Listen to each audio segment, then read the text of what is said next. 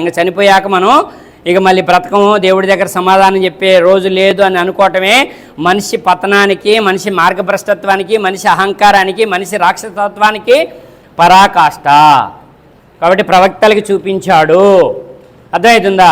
ఇదంతా ఒక ఎత్తు అయితే భగవద్గీతలో కూడా విశ్వరూప సందర్శన యోగంలో 29-30 శ్లోకాల్లో అర్జున వారికి స్టార్టింగ్ నుంచి ఆయన ఈ అన్నలదమ్ములు కౌరవులకి పాండవులకి యుద్ధం అయితే ఏమంటాడంటే అర్జున విషాదయోగంలో 1వ అధ్యాయంలో నేను యుద్ధం చేయను, ఆ యుద్ధం చేసి గెలిచినా వచ్చే రాజ్యము నాకొద్దు, ఆ భోగాలు నాకొద్దు, నేను ఆస్తి కోసం భోగాల కోసం నేను నా అన్నలదమ్ముల్ని నా గురువుల్ని నేను చంపనంటాడు. ఈ ఒక్క మాట చెప్పుకున్నాం. ఎందుకంటే గ్రంథాలన్నీ ధర్మాన్నే బోధిస్తున్నాయి. అర్థమవుతుందా? ధర్మం అనేది కామన్. ఇస్లాం అంటే అది అరబ్బీ వర్డు, దైవ ధర్మం. అక్కడేమో సనాతన ధర్మం అన్నారు, ఇక్కడేమో ఇస్లాం ధర్మం అన్నారు, బైబిల్ పరిభాషలో దైవ ధర్మం అన్నారు. ధర్మం అనేది కామన్. అర్థమవుతుందా? ఏ యొక్క జాతికి ఇవ్వబడిన దాన్ని దైవ ధర్మాన్ని అలా పిలుచుకున్నారు. అక్కడ ఈ యుద్ధం చేయమంటే నేను చేయనంటాడు. ఆ వచ్చే రాజ్యము నాకొద్దు, ఆ యొక్క సంపద నాకొద్దు, ఆ భోగాలు నాకొద్దు అని రథం వెనక్కిపోయి విలపిస్తూ ఉంటాడు. అప్పుడు ఆయన చెప్పడం జరుగుతుంది, నీ అన్నలదమ్ములకి నీకు గొడవ కాదు, ఇది ధర్మానికి అధర్మానికి గొడవ అని. అంటే ఆయన ఏ కాడికి ఎంత చెప్పినా వినడు. 8 అధ్యాయాలు 9 అధ్యాయాలు 10 అధ్యాయాలు చెప్పుకుంటూ వచ్చాడు. 1వ అధ్యాయం నుంచి మొత్తం భగవాన్ వాచాన్ని చెప్పుకుంటూ వచ్చినా కానీ లాస్ట్కి విశ్వరూప సందర్శన యోగం కాడికి వచ్చేసరికి ఆయన విశ్వరూపం విరాట్ పర్వం చూపించి కౌరవులందరూ, గురువులందరూ, ఈ భీష్మనుడు, ద్రోణుడు, వీళ్ళందరూ ఎవరైతే ఉన్నారో వీళ్ళందరూ చనిపోయి ఆయన కోరల్లో చిక్కుకొని భయంకరంగా అరుస్తున్నట్టుగా, భయంకరంగా ఏడుస్తున్నట్టుగా ఆ యొక్క విశ్వరూప సందర్శన యోగంలో చూపించిన వాళ్ళు ఎప్పుడైతే అధర్మానికి పాల్పడ్డారో, శారీరకంగా బతుకున్నారో, ఆత్మపరంగా చచ్చిపోయారు. ఇప్పుడు నువ్వు ధర్మాన్ని నిలబెట్టి వారిని భౌతికంగా కూడా యుద్ధం చేసి చంపు. ఎవరు? ఇదంతా భగవద్గీతలో చెప్పడం జరుగుతుంది. నేను సంపను అంటే ఈయనకి విశ్వరూప సందర్శన వాళ్ళు ముందే చనిపోయారనే విషయం చూపించిన తర్వాత భయపడుతూ గడగడగడ వణుకుతూ నా శరీరం చెలించిపోతుంది, వణుకుతుంది, నా యొక్క నేను ఇదవుతున్నాను, నీ మాట వింటాను అని చెప్పి అప్పుడు నేను యుద్ధం చేస్తానని చెప్పి అప్పుడు ఒప్పుకున్నాడు. అర్థమవుతుంది ఇక్కడ విషయం ఏంటి?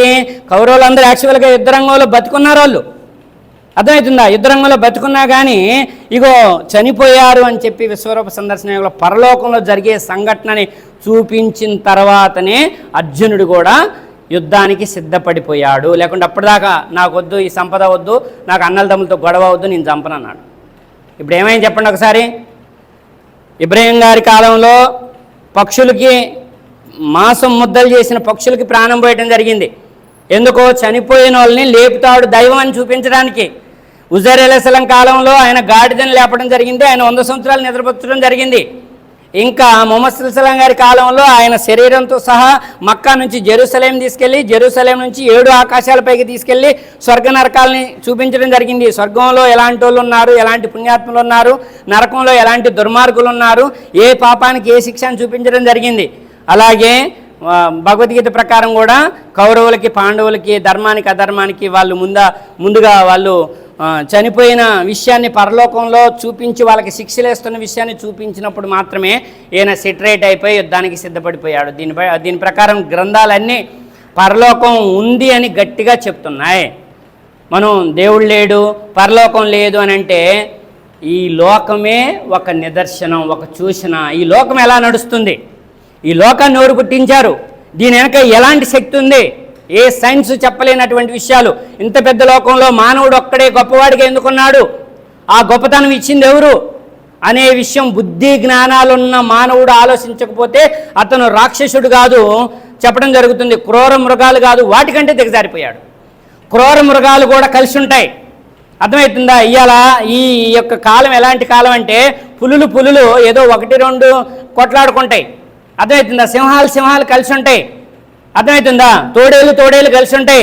కానీ మానవులమైన మనం, మీరు హిందువులు, మేము ముస్లింలు అని చెప్పి గొడవ పెట్టి భయంకరమైనటువంటి గొడవలు చేస్తున్న కలికాలం వచ్చింది, పోయే కాలం వచ్చింది. ఇదంతా కూడా ప్రళయానికి చూసినా, పోగాలానికి చూసినా మానవులు అందరం ఒకటే, అందరి దైవం ఒక్కడే, ధర్మము ఒక్కటే, అందరికీ ఆరాధించేటటువంటి అనుగ్రహం ఆయన ద్వారానే లభిస్తుంది. ఇది గ్రంథాలన్నీ చెప్తున్నటువంటి మాట. ఇది యుగ పురుషులు ఋషీశ్వరులు చెప్తున్నటువంటి మాట. దాన్ని వదిలేసాం. నీది వేరు నాది వేరు, అన్నలదమ్ములు ఆస్తులు పంచుకున్నట్టు వర్గానికి ఒక గ్రంథాన్ని పంచుకొని అది నాది కాదు, ఇది నాది, ఇది నాది కాదు, అది నాది అని చెప్పి మనం అంటున్నాం. వాస్తవానికి అన్నింటిలో ఒకే ఒక్క దైవం ఉన్నాడనే దైవ ధర్మం ఒకటే ఉంది. ప్రవక్తలందరూ అదే చెప్పారు. మీ గుండెల నిండా అదే ఉంది. మీ గుండెలకి తాళం వేశాడు ఆయన. పుట్టించేవాడే కానీ పుట్టేవాడు కాదు, మరణాన్ని ఇచ్చేవాడే కానీ మరణించేవాడు కాదు. ఆయన కనిపించిన వాడు ఈ లోకం సృష్టించక ముందు ఆయన ఉన్నాడు. ఈ లోకంలోకి ఆయన రావాల్సిన అవసరం లేదు. అక్కడుండి అన్ని పనులు చేయగల శక్తి సామర్థ్యాలు అన్నీ ఆయనకున్నాయి. అర్థమవుతుందా? కాబట్టి దైవాన్ని దైవంగా తెలుసుకుందాం, దైవాన్ని ఆరాధిద్దాం, అన్నలదమ్ముల్లాగా అందరం కలిసి ఉందాం. ఐకమత్యమే మహాబలం. ఐకమత్యం లేకపోతే రాష్ట్రం కాదు, దేశం అల్లకల్లోలం అవుతుంది. ఇది చదువుకున్న వాళ్ళన్నా వాళ్ళ జ్ఞాన నేత్రాలు తెరుచుకోవాలి. ఇక్కడ అంతా హిందూ ముస్లిం 30 కోట్ల మంది ముస్లింలు ఉన్నారు. ఏం చేద్దాం అనుకుంటున్నారు? ఎంతో క్రైస్తవులు, ఎంతో 15% క్రైస్తవులు ఉన్నారు. వీళ్ళందరూ ఈ మత గొడవలు ఉంటే విదేశాలు, ప్రపంచం ఇలా అరిచేతిలో ఉంది. ఎంత టెక్నాలజీ పెరిగింది. ఐఫోన్ చేతిలో ఉంటే జపాన్లో ఏం జరుగుతుందో చూడగలుగుతున్నాం, జర్మనీలో ఏం జరుగుతుందో చూడగలుగుతున్నాం, చైనాలో ఏం జరుగుతుందో చూడగలుగుతున్నాం. మరి ఇండియాలో ఏం జరుగుతుందో వాళ్ళు చూడరా? ఇలా పెద్ద పెద్ద కంపెనీలు, పెద్ద పెద్ద వాళ్ళందరూ కూడా ఎక్కడ ప్రశాంత వాతావరణం ఉంది, ఎక్కడ పెట్టుబడులు పెడితే ఎక్కడ మనకి రూపాయి వస్తుంది అనేటటువంటి కంపెనీలు, పెద్ద పెద్ద బిలియనీర్లు పెట్టుబడి పెట్టాలంటే ఇండియా సరి అయిన ప్లేస్ కాదు, ప్రశాంత వాతావరణం కాదు, అక్కడ వద్దు అని వాళ్ళు అనుకుంటే అది మన దేశానికి నష్టం. అది మన దేశానికి నష్టం. యువత అంతా కూడా ఇక మొత్తం దరిద్రం వెళ్ళబోయాల్సి వస్తుంది. కూడు లేక అలమటించాల్సి వస్తుంది. దానివల్ల అల్లకల్లోలం పెరిగి వ్యభిచారాలు పెరుగుతాయి, దొంగతనాలు పెరుగుతాయి, అరాచకాలు పెరుగుతాయి. ఐకమత్యంతో లేకపోతే దేశం అల్లకల్లోలం అవుతుంది. అందరం ఒకటే. అందరికి 2 కళ్ళే ఉన్నాయి, 2 చెవులే ఉన్నాయి, ఒక నోరే ఉంది, 2 చేతులే ఉన్నాయి, 2 కాళ్ళే ఉన్నాయి, పుట్టుక ఒకటే, మరణం ఒకటే. ఇదంతా ఒకే ఒక్క దైవం చేతిలో ఉందనేది బుద్ధి జ్ఞానాలు ఉన్నోళ్ళు గ్రహించాల్సినటువంటి అవసరం ఉంది. చదువుకున్న వాళ్ళు సమాజాన్ని మేల్కొల్పాల్సిన అవసరం ఉంది.